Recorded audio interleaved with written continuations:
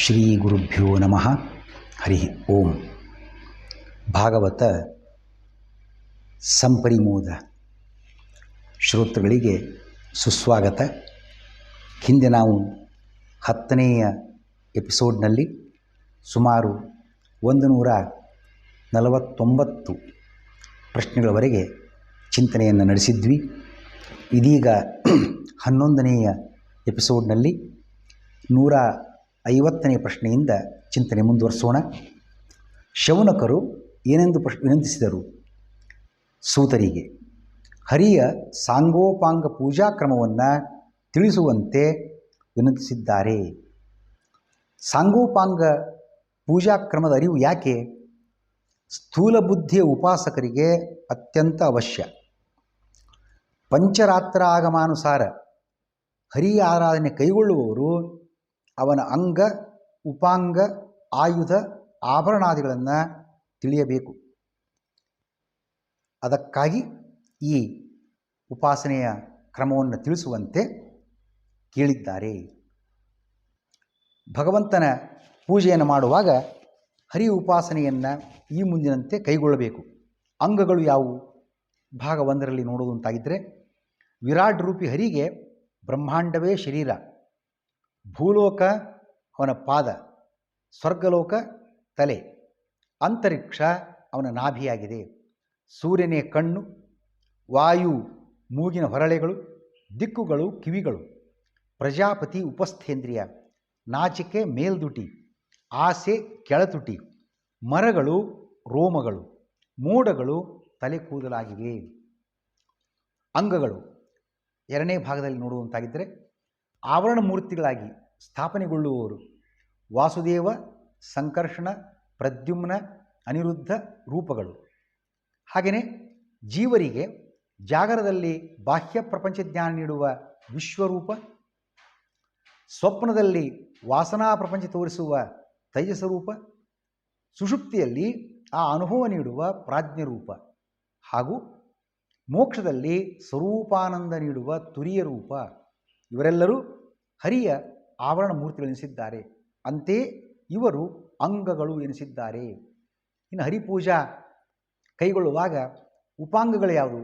ಭಾಗ 1 ನೋಡುವಂತಾಗಿದ್ದರೆ, ಕೌಸ್ತುಭಮಣಿ ರೂಪದಿಂದ ಬ್ರಹ್ಮ ಇದ್ದಾನೆ ಭಗವಂತನ ದೇಹದಲ್ಲಿ. ಶ್ರೀವತ್ಸ ಹಾಗೂ ವನಮಾಲೆಯ ರೂಪದಲ್ಲಿ ಲಕ್ಷ್ಮಿ ಇದ್ದಾಳೆ. ಪೀತಾಂಬರ ರೂಪದಿಂದ ವೇದಾಭಿಮಾನಿಗಳಿದ್ದಾರೆ. ಯಜ್ಞೋಪವೀತ ರೂಪದಿಂದ ಅ ಉ ಮ ಎಂಬ 3 ಅಕ್ಷರದ ಓಂಕಾರಾಭಿಮಾನಿಗಳಿದ್ದಾರೆ. ಕಿರೀಟ ರೂಪದಿಂದ ಸತ್ಯಲೋಕಾಭಿಮಾನಿ ಇದ್ದಾನೆ. ಆಸನ ರೂಪದಿಂದ ಶೇಷದೇವ ಇದ್ದಾನೆ. ಇವರೆಲ್ಲರೂ ಕೂಡ ಹರಿಯಲ್ಲಿ ನೆಲೆಸಿದ್ದಾರೆ. ಉಪಾಂಗಗಳು ಭಾಗ 2 ನೋಡುವಂತಾಗಿದ್ದರೆ, ಅರಮನೆಯು ವೈಕುಂಠ, ಸತಿಯು ಲಕ್ಷ್ಮೀದೇವಿ, ಧರ್ಮಕೀರ್ತಿಗಳು ಚಾಮರ ಬೀಸಣಿಗೆಗಳು, ವಾಹನ ವೇದಾಭಿಮಾನಿಯಾಗಿರ್ತಕ್ಕಂಥ ಗರುಡ, ಇವರ ಪಾರ್ಷದರು ತಂತ್ರ ಗ್ರಂಥಾಭಿಮಾನಿಯಾಗಿರ್ತಕ್ಕಂಥ ವಿಶ್ವಕ್ಸೇನ, ದ್ವಾರಪಾಲಕರು ನಂದ ಸುನಂದಾದಿಗಳು, ಅಣಿಮಾದಿ ಐಶ್ವರ್ಯಗಳು ಇವರ ಪ್ರಜೆಗಳು. ಭಗವಂತನ ಆಯುಧಗಳು ಸತ್ವಗುಣಾಭಿಮಾನಿನಿ ಶ್ರೀದೇವಿ ಪದ್ಮ, ಮುಖ್ಯಪ್ರಾಣ ಗದೆ, ಜಲಾಭಿಮಾನಿ ಶಂಖ, ಅಗ್ನಿಭಿಮಾನಿ ದೇವತೆ ಸುದರ್ಶನ ಚಕ್ರ, ನೀಲಾಕಾಶಾಭಿಮಾನಿ ಖಡ್ಗ, ಆಚ್ಛಾದಕವಾಗಿರ್ತಕ್ಕಂಥ ಮುಚ್ಚಿತಕ್ಕಂತಹ ತಮೋಗುಣ ಗುರಾಣಿ, ಕಾಲಾಭಿಮಾನಿ ಶಾರ್ಂಗ ಅಂದರೆ ಅವನ ಬಿಲ್ಲು, ಪುಣ್ಯಾಭಿಮಾನಿ ಬತ್ತಳಿಕೆ, ಇಂದ್ರಿಯಾಭಿಮಾನಿಗಳು ಬಾಣಗಳು, ಇಂದ್ರಿಯಾಭಿಮಾನಿ ಬಾಣಗಳು, ಪೃಥ್ವಿ ಅಭಿಮಾನಿ ರಥ, ಶಬ್ದ ವಿಷಯಾಭಿಮಾನಿಗಳು ರಥಸಂಚಾರ, ಕರ್ಮೇಂದ್ರಿಯಾಭಿಮಾನಿಗಳು ದಿಗ್ವಿಜಯ. ಹೀಗೆ ಎಲ್ಲರೂ ಅಲ್ಲಲ್ಲಿ ನಿಂತು ಹರಿಯ ಆರಾಧನೆಯನ್ನು ಇವರೆಲ್ಲರೂ ಕೂಡ ಮಾಡ್ತಾ ಇದ್ದಾರೆ. ಹರಿಯ ಉಪಾಸನೆ ಅಂದ್ರೇನು? ಎಲ್ಲಿ ಮಾಡತಕ್ಕಂಥದ್ದು? ಹೇಗೆಲ್ಲ? ಗುಣಸಂಪೂರ್ಣ ಹರಿಯೇ ಪೂಜ್ಯ. ಚಕ್ರಾಬ್ಜ ಮಂಡಲ ಪ್ರತಿಮಾದಿಗಳು ಹರಿ ಆರಾಧನಾ ಸ್ಥಳ, ಅರ್ಥಾತ್ ಅಧಿಷ್ಠಾನ. ಶರೀರ ಶುದ್ಧಿಯು ಪೂಜಾ ದೀಕ್ಷೆ. ಪಾಪವನ್ನು ಪರಿಹರಿಸಿಕೊಳ್ಳುವುದೇ ಪೂಜೆ. ಇದೇ ಉಪಾಸನೆ. ಈ ಉಪಾಸನೆಯಿಂದ ಏನು ಲಾಭ? ಬ್ರಹ್ಮಾದಿ ಸಕಲ ಪ್ರಪಂಚಕ್ಕೆ ಸೃಷ್ಟಿ ಜ್ಞಾನಾದಿಗಳನ್ನು ನೀಡತಕ್ಕಂಥವನು ಭಗವಂತ. ಹರಿಯ ಸ್ವರೂಪವನ್ನು ಸರಿಯಾಗಿ ತಿಳಿದು ಉಪಾಸನೆ ಮಾಡಿದಾಗ ಅವನ ಅನುಗ್ರಹ ಪ್ರಾಪ್ತವಾಗ್ತದೆ. ಭಗವಂತ ಯಾರಿಗೆ ಒಲಿತಾನೆ ಸಿಗ್ತಾನೆ ಅಂತಂದರೆ ಯಮದೇವ ಹೇಳುವಂತೆ ಕಾಟಕ ಉಪನಿಷತ್ನಲ್ಲಿ ಯಮೇ ವೇಷ ವೃಣತೆ ತೇನ ಲಭ್ಯ ಎಂಬ ಕಾಟಕ ಬಿಡ್ತಾನಂತೆ. ಹರಿಯ ಅನುಗ್ರಹದಿಂದ ಹರಿಪ್ರಾಪ್ತಿ, ಆ ಮೂಲಕ ಮೋಕ್ಷವು ಲಭ್ಯವಾಗುತ್ತದೆ. ಶೌನಕರು ಏನೆಂದು ವಿನಂತಿಸಿದರು? ಸೂರ್ಯ ಸಪ್ತಕ ಗಣ ವಿವರದೊಂದಿಗೆ ಸೂರ್ಯಾಂತರ್ಯಾಮಿ ಸೂರ್ಯನಾರಾಯಣನ ಉಪಾಸನೆಯನ್ನು ವಿವರಿಸುವಂತೆ ವಿನಂತಿಸಿದ್ದಾರೆ. ಯಾಕೆ ಸೂರ್ಯಾಂತರ್ಯಾಮಿ ಉಪಾಸನೆಯ ಉದ್ದೇಶ ವಿಶೇಷ ಏನು?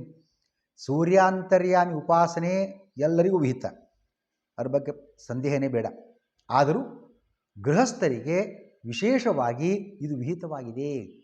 ಅದಕ್ಕಾಗಿ ಶೌನಕಾದಿಗಳು ಆ ಸೂರ್ಯನಾರಾಯಣ ಉಪಾಸನೆ ವಿವರವನ್ನು ಒದಗಿಸುವಂತೆ ಕೇಳಿದ್ದಾರೆ. ಸೂರ್ಯನಾರಾಯಣ ಉಪಾಸನೆಯ ಮಹತ್ವ ಏನು? ಸೂರ್ಯ ಆತ್ಮ ಜಗತಸ್ತಸ್ತುಷಶ್ಚ ಅನ್ನುವ ವೇದದ ಮಾತಿನಂತೆ ಸೂರ್ಯನಾರಾಯಣ ಒಬ್ಬನೇ ಜಗತ್ತಿಗೆ ಚೇತನ ಶಕ್ತಿ ಪ್ರದನಾಗಿದ್ದಾನೆ. ಆ ಭಗವಂತ ಅಷ್ಟೇ ಅಲ್ಲ, ಸಂಧ್ಯಾವಂದನ, ಯಾಗ, ಏನೆಲ್ಲ ವೇದೋಕ್ತ ಕರ್ಮಾಚರಣೆಗಳು ಎಲ್ಲದಕ್ಕೂ ಕೂಡ ಮೂಲ ಸೂರ್ಯೋದಯ ಆ ವೇಳೆಯನ್ನು ನೋಡಿಕೊಂಡು ಸಕಾಲದಲ್ಲಿ ಮಾಡತಕ್ಕಂಥದ್ದು. ಸೂರ್ಯಸ್ಸ ಸೂರ್ಯಗಮ್ಯತ್ವಾತ್ ಅನ್ನುವ ಈಶಾವಾಸ್ಯ ಭಾಷ್ಯದಲ್ಲಿ ಸಿಂಧು ಆಚಾರ್ಯ ಹೇಳ್ತಾರೆ, ಭಗವಂತನಿಗೆ ಸೂರ್ಯ ಅನ್ನುವ ಹೆಸರು. ಯಾಕೆ? ಸೂರ್ಯಗಮ್ಯತ್ವಾತ್, ಸೂರ್ಯ ಅಂದರೆ ಜ್ಞಾನಿಗಳು, ಅವರಿಂದ ಹೊಂದಲ್ಪಡವಾದ್ದರಿಂದ ಭಗವಂತನಿಗೆ ಸೂರ್ಯ ಅನ್ನುವ ಹೆಸರಿದೆ. ಆಮೇಲೆ ಕಾಲ, ಪ್ರಾತಃ ಕಾಲಾದಿಗಳು, ಸ್ಥಳ, ಕ್ರಿಯೆ, ಕರ್ತ ಬ್ರಾಹ್ಮಣಾದಿಗಳು, ಕರ್ಣ ಅಂದರೆ ಇಂದ್ರಿಯಗಳು, ಕಾರ್ಯ ದೇಹ, ದ್ರವ್ಯ ಅಂದರೆ ಚರು ಮುಂತಾದ ಪದಾರ್ಥಗಳು, ಆಗಮ ವೇದಾದಿ ಶಾಸ್ತ್ರಗಳು, ಫಲ ಸ್ವರ್ಗಾದಿಗಳು, ಇವೆಲ್ಲವೂ ಕೂಡ ಅಂತಿಮವಾಗಿ ಹರಿಯಿಂದ ಸಂಪನ್ನಗೊಳ್ಳುವುದರಿಂದ ಹರಿಯು ಈ 9 ಪ್ರಕಾರದವನಾಗಿದ್ದಾನೆ ಅನ್ನೋ ಮಾತನ್ನು ನಾವಿಲ್ಲಿ ನೋಡ್ತಕ್ಕಂಥದ್ದು. ಸೂರ್ಯ ಸಪ್ತಕ ಗಣ ಎಂದರೇನು? ಧಾತೃ ಮುಂತಾದ 12 ಆದಿತ್ಯರು, 12 ಮಾಸಗಳಲ್ಲಿ ಚೈತ್ರ ವೈಶಾಖ ಮುಂತಾದ ಉದಯಾಸ್ತ ಕಾರ್ಯಗಳನ್ನು ಮಾಡಿ ಒಂದೊಂದು ಮಾಸಕ್ಕೆ ಒಬ್ಬ ಭಗವಂತ ರೂಪ ನಿಯಾಮಕವಾಗಿ ಬೇರೆ ಬೇರೆ ಇದೆ. ಅಂತಹ ಮಾಸ ನಿಯಾಮಕ ಹರಿಗೆ ಅರ್ಪಿಸುತ್ತಾರೆ. ಈ ಸೂರ್ಯನ ಜೊತೆಗೆ ಒಂದು 6 ಜನ ಋಷಿ ಮುಂತಾದವರು ಅಲ್ಲಿ ಉಪಸ್ಥಿತರಿದ್ದು ಸೂರ್ಯಾಂತರ್ಗತ ಹರಿಯ ಸೇವೆಯನ್ನು ಕೈಗೊಳ್ಳುತ್ತಾರೆ. ಸೇವೆಗೈಯುವ ಸೂರ್ಯನ ಜೊತೆಗೆ ಋಷಿ ಮುಂತಾದವರು ಎಷ್ಟು ಜನ ಇದ್ದಾರೆ? 6 ಜನರಿದ್ದಾರೆ. ಅವರು ಯಾರು? ಅಪ್ಸರ, ರಾಕ್ಷಸ, ನಾಗ, ಬಡಗಿ, ಋಷಿ, ಗಂಧರ್ವ. ಇವರ ಕಾರ್ಯ ಏನು? ಋಷಿಗಳು ವೇದ ಮಂತ್ರಗಳಿಂದ ಸ್ತೋತ್ರಗೈಯುವುದು, ಗಂಧರ್ವರು ಗಾನವನ್ನು ಮಾಡತಕ್ಕಂಥದ್ದು, ಅಪ್ಸರೆಯರು ನರ್ತಿಸುವುದು, ನಾಗರು ರಥವನ್ನು ಕಟ್ಟುವುದು, ಬಡಗಿಗಳು ರಥದ ಭಾಗದ ಜೋಡಣೆ, ರಾಕ್ಷಸರು ರಥವನ್ನು ಹಿಂಬದಿಯಿಂದ ತಳ್ಳುವುದು. ಸೂರ್ಯ ಸಪ್ತಕ 12 ತಿಂಗಳಲ್ಲಿ ಈ 7ರ ಗುಂಪು ಬೇರೆ ಬೇರೆ ಆಗಿರ್ತದೆ. ಅಂದರೆ ಇರುವ 7 ಜನರು ಬೇರೆ ಬೇರೆಯೇ. ಗಂಧರ್ವ ಹೆಸರಿನ ಒಬ್ಬ ವ್ಯಕ್ತಿ ಬೇರೆ, ಸೂರ್ಯ ಅನ್ನುವ ಹೆಸರಿನ ವ್ಯಕ್ತಿ ಬೇರೆ, ಅಪ್ಸರೆ ಅನ್ನುವ ಹೆಸರಿನ ವ್ಯಕ್ತಿ ಬೇರೆ, ಹೀಗೆಲ್ಲ ಈ ಸೂರ್ಯ ಸಮ್ಮುಖವಾಗಿ ಸ್ತೋತ್ರವನ್ನು ಮಾಡತಕ್ಕಂಥವ್ರು ಕೂಡ ಇದ್ದಾರೆ, ಅವರು ಬೇರೆ. ಈ ಸೂರ್ಯ ಸಪ್ತಕ 12 ತಿಂಗಳಲ್ಲಿ ಪ್ರತ್ಯೇಕವಾಗಿದೆ ಅನ್ನೋ ಮಾತನ್ನು ಇಲ್ಲಿ ಸೂತರು ಪ್ರಸ್ತಾಪ ಮಾಡಿದ್ದಾರೆ. ಶ್ರೀಕೃಷ್ಣ.